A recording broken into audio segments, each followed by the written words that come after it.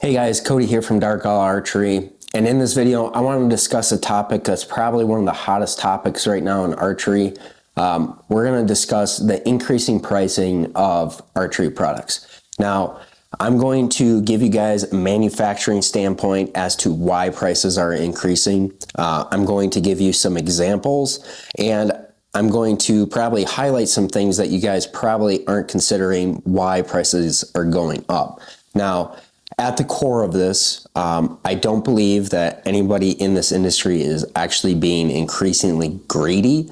I do believe that there's multiple factors within this that is causing prices to go up. So we're going to discuss things and maybe give you guys a better idea as to why archery prices are going up. So let's dive into it. So first of all, when we're talking about different types of manufacturing, we're going to discuss you have like in-house manufacturing, you have people getting manufacturing done within the US, and then we're going to do manufacturing overseas. But typically when it comes to business, you're going to have three main categories when it comes to this. You're going to have your bootstrappers.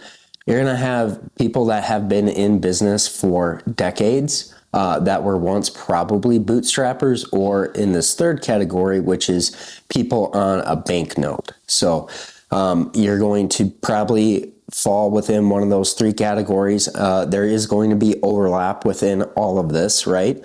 But this is just a generalization. I'm going to use some people as an example, and this is not a pry, not a poke, nothing like that. In fact, I'm probably going to highlight some people that you would not expect. But the overall core of this is the cost of innovation, right? And you guys probably have heard that term before and probably hate hearing it and think it's a bunch of bullshit, but it's true. This is what happens when industries grow. So to give you guys background, I have been in the firearm space for 12 years now. So doing manufacturing within the firearms, doing suppressors, firearms, doing parts for all kinds of different manufacturers, doing parts for myself, et cetera, right? So I have seen these trends like this probably like 10 years ago.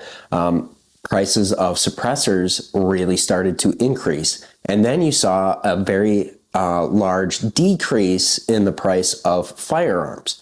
And that had to do with new people moving into the industries, right? Or people renaming themselves and charging more money to give themselves a better look, right? So things like this within this industry, within the firearm space, happens within the archery space too, right?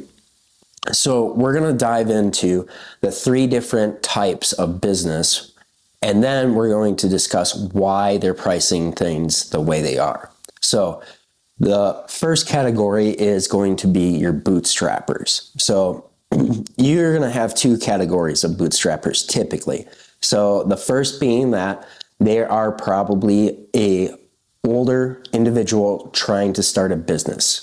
So we're talking about late 40s, 50s, 60s. I've seen in the firearms industry, people even in their 70s starting new businesses, right? So these individuals have decades of experience in a different career field, and they're coming into a new space and they're trying to make something happen because they love that space, right? So if it's archery, a lot of these individuals have loved archery for decades, see some sort of need that they want to fulfill, and then get into it, right? Because they want to do something different with their lives, which is great, right? Those individuals are using money that they've saved up from years of work to pay for this, right? So typically, unless they're in a similar category or similar career field, they're not going to have the connections or the knowledge to be able to have a very, very clear manufacturing path and employee path. when it comes to the manufacturing side, right?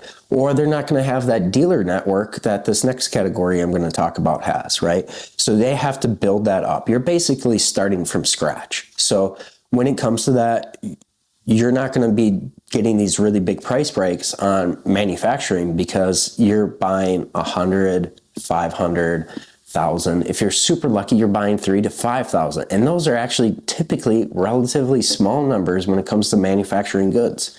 So when we're discussing that, these people in this group have to charge more. And it's not because that they're trying to be greedy. It's because to make a margin, they have to charge more. That being said, these guys also see decades of products coming out there and they're like, why hasn't this changed? So they bring something new into the industry that changes it. So you have some really good products coming out from these individuals. The second part of that is you have your young guys in this category. So you have the guys typically between the ages of, like, I've seen it down to 16 people starting businesses up until their early mid 30s. So these guys, again, they have maybe some background or they're starting out brand new, but they're doing it out of the love of the industry that they're trying to get into. So archery, people love archery. They're trying to get into it, but these guys have fresh minds, fresh new ideas, and they're trying to get into this space and change things, right? Because they, even though they're younger, they have seen what's going on and think that something needs to change. So you're going to have these guys bringing out some pretty wild ideas, but with the cost of that, you're going to have more expensive products because they're in the same category that they don't have the manufacturing, they don't have the dealer lineup, all these things that contribute to the price of a product. So when we're talking about that, these guys are going to make some really cool stuff.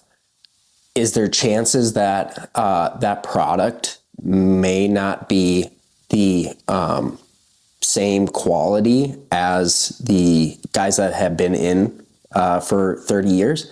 Possibly, yeah, but they're typically going to be extremely picky with stuff because of the fact that they see that this needs to change. And that means that you have to be really picky with what you release because this is a make or break thing for these guys. If they come out with a bad product, it could possibly break them for good.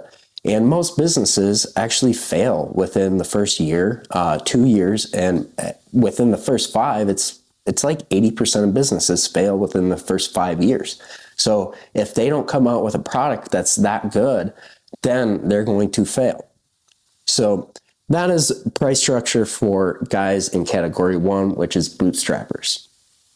Category 2 is going to be your guys that have been in this for decades. We're talking about like 30, 40, 50, sometimes even 60 years. So a good example of people in this category would be like Matthews, HHA, Excel, PSC, some of these other bow manufacturing companies too, right? So these guys, they don't have to charge as much because they have the price structures down, they have the dealer networks down, they have their manufacturing down that they're doing, 5,000, 10,000 at a time sometimes, and they can get their prices down. A lot of these guys have built up enough base that they're doing manufacturing in-house. So then they can cut down on prices because of the fact that their margins can get better even though they're charging less, right? So the guys in category 1, the bootstrappers, in category 2 probably are making equivalent to the same margin when it comes to these products. But the guys in category 2, since they've been here so long, they don't need to charge as much, right, to make that same amount of money. That being said, the guys that have been around for decades are probably or have been a bootstrapper, or they are on this next category that I'm going to talk about, which is on a banknote. So they have put in that time, and you need to see something that probably no one even thinks about, that those guys at one time were charging what at the time was expensive, right? And you guys don't see that now because that was 30, 40, 50, 60 years ago, right? And equivalent, like what they were coming out with at the time was some brand new tech, and or they may not have been other competitors in that space. So what they charged for it didn't seem expensive because no one else was there making that stuff. So those are things that you need to think about. That's why those guys like Excel, HHA, and PSE, Matthews, and stuff like that, they're kind of in the middle ground for price, right? So we can talk about that in further discussion later. But this third category would be your guys that are on like a banknote, or guys that have like investors. So those guys typically don't have as much knowledge when it comes to manufacturing. They're basically getting this money in because they want to make something cool.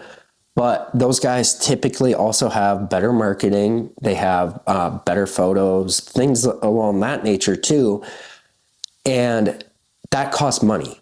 So when it comes to that, their margins aren't as good because they're buying a little bit lower quantity. Not saying that they're not buying the same quantities, but typically they're going to be buying a little bit lower quantities, and spending a lot of money on marketing, a lot of money on things to make their product look really good. And I'm not saying that they're bad, but you're going to see that's why prices of those things are there, because money is spent there, right? And then they got to pay that banknote.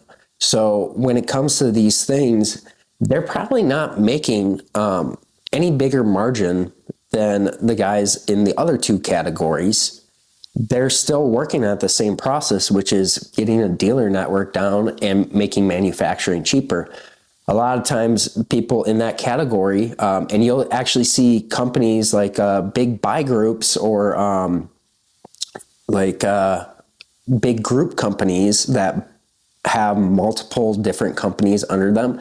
They'll actually go to overseas manufacturing with it because they don't know the processing or don't have it down and can't get it cheap enough to offset those costs. So you'll see companies moving that have been around for decades, they sell and then go overseas. So that is why that is happening with stuff like that. So my point of this video is, no matter what category you're in with any of this, I don't believe that this industry is being greedy. I believe that we're all trying to find a way to make things work. So you'll see things when it comes to innovation happen, and it's typically not really as much. It does happen, but it's not as much from the people in the center category that have been around for decades. Why? Because they don't need to, right? These guys have been around so long, no matter what they come out with, their dealers are going to buy it and it's going to sell. The only thing that pushes dealers to buy something new is when you guys come in asking for it. So like a great example is Dialed. Their site that they came out with a couple years ago, I'm not going to say if it's good or bad, but the Arxos was something pretty different, right? In comparison that anything else that came out. That site pushed a lot of dealers to start carrying new products because of the fact that people were coming in requesting it because it was something cool, new, and different. Regardless of the price, it was something cool and people wanted it. Well, things like that push other companies to come in and make changes, right? People in that middle category to come make some changes to things because they are now losing on profits because dealers are buying that instead of their stuff. So this all pushes innovation, guys, right? So it's not anything bad. It's just the way things go with this. Now, I will tell you, You guys think that this is only going to increase, but in reality, it doesn't. You're going to hit a averaging point. So the guys that are in category 1, the bootstrappers, and the guys in category 3, when they start to get their manufacturing down, when they start to get their dealer networks down, you guys will see that they will start to come out with products, and it's not going to cost anything more, or it may be a little bit more, but it's not going to be that much more than their original products that they came out with. And that's because they don't need to. As they start to build these networks and sell more, they can order more, or they can start doing more in-house manufacturing and cut costs, and in turn get those prices averaged out. So that is why, if you look across the board, guys, you will see that prices vary so much. And it's because you guys have people all the way going directly to China, from guys doing very creative things in a house, or getting things made that you would never expect to get made. And the prices are crazy high versus prices are crazy low. And then you have the guys in the middle that have been doing this for decades that are somewhere in the middle. So when it comes to this, guys, I just want you to think about building a business, and we all have to make money. And with manufacturing, your hands, money is being changed hands many times, right? We're talking about anytime that you have something manufactured, you have to pay for raw materials. Someone's doing that. You have to pay for the manufacturing, the anodizing. You have to go to the company who's actually going to assemble everything and sell it. And then it's got to go to a dealer, and then it's got to go to you. So the amount of times that money has to change hands for one product to be sold is quite crazy, honestly. So this is just a video to give you guys a kind of a reality of what manufacturing is and what it takes to bring a product to the table, right? You guys typically only see the end product and only see what's happening with it, but there's so much going into it even before the product is even made, right? Or even sitting on that shelf. So again, this is just something for you guys to bite on. It's a explanation from the side of a manufacturer as to why prices are the way they are. Like I said, everybody I've talked about in this video, it's not a pry, stab, or poke. And please note there's overlap within everything, and I'm not claiming to know anything about any of these companies. It's a generalization, right? And that's kind of what these type of industries are, is a generalization of, and you can take it for what it is. But I hope that's a better explanation for you guys, and I hope you guys can see that this is, I'm sad to say it, but the price of innovation, things coming out that are new. And I will tell you, it will even out, and it's not going to get worse. It's probably going to get better, because as these companies build better bases, they're going to steady out that pricing. So I hope this video helps you guys. If you have any questions, or if you think I'm dead wrong, just let me know. But that's my theory on it from an inside perspective. If you guys have anything else, just let me know.